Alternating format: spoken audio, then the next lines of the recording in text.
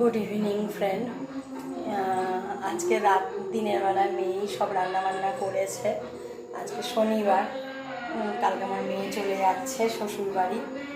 রবিবারে টিকিট হলো, আমি ভাবলাম মেয়ে আমার বুধবারে যাবে, আর কয়েকদিন থাকবে। এবার আজকের যে কালকে যে যাবে আর কতদিন পরে আসবে কোনো ঠিক নেই। কষ্ট তো হচ্ছেই। তো দিনের বেলা মেয়েই রান্না করলো, শরীরটা খুব খারাপ ছিল, সে ফেস দেখলেই বোঝা যাবে শরীর সত্যি খুব খারাপ ছিল।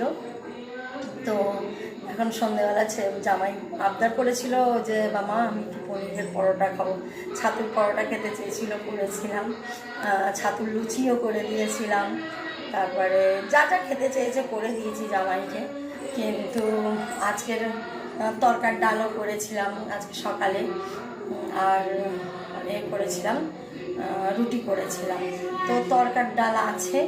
তো এখন ওই পনিরের পরোটা খাবে বলছে, কালকে চলে যাবে।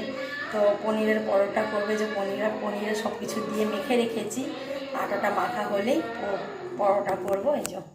এই যে পনির মেখে রেখেছি আর আটা মাখা হচ্ছে। এখানে এই যে তরকার ডাল দিনের সকালবেলা করেছিলাম, তাই এতখানি রয়েছে। তো সেই তরকার ডাল দিয়ে মিষ্টি ফিষ্টি দিয়ে রাতে খাওয়া হবে পনিরের পরোটা। আর মেয়ে রান্না করেছিল, সেই শোল মাছ এনেছিল জামাই আর শ্বশুর মিলে। তো সেই শোল মাছের এই যে ঝাল করেছিল।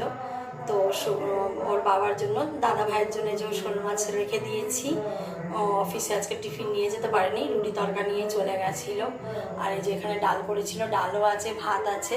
তো দাদা ভাই এসে আগে এইটাই খাবে, তারপরে দু একটা হয়তো পনিরের পরোটা খাবে। তো দাদা ভাই হলো ভাতের পেটু, আমার মেয়েও ভাতের পেটু, 3 বেলাই ভাত খায়। কিন্তু কিছু কিছু জিনিস আছে, ছাতুর পরোটা, তারপরে ছোলার ডাল দিয়ে মানে ডাল পুরি, তারপরে তোমার আলুর পরোটা, পনির পরোটা, কপির পরোটা, এগুলো খেতে ভালোবাসে। লুচি, রুটি খেতে ভালোবাসে না। আর যদি ভাত হয় ভাত, আর খিচুড়িটাও খুব ভালোবাসে, তাও গোবিন্দভোগ চালের খিচুড়ি হবে অনেক রকম সবজি দিয়ে, তবেই খাবে একটু। মেয়ের বাবা সেম, খালি মেয়ের বাবা একটু তেলের জিনিসটা খেতে অ্যাভয়েড করে, রুটি খেতে ভালোবাসে। আর না তো ভাত, মাছ, ডাল ভাত, প্লেন কোনো সবজি দিয়ে দাও দিব্যি খেয়ে নেয়।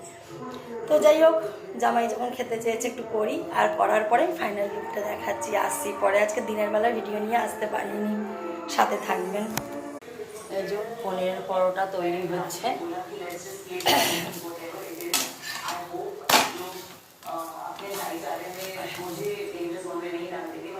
তো রাতের খাওয়া দাওয়া কমপ্লিট বন্ধুরা, এবার সবাইকে শুভরাত্রি।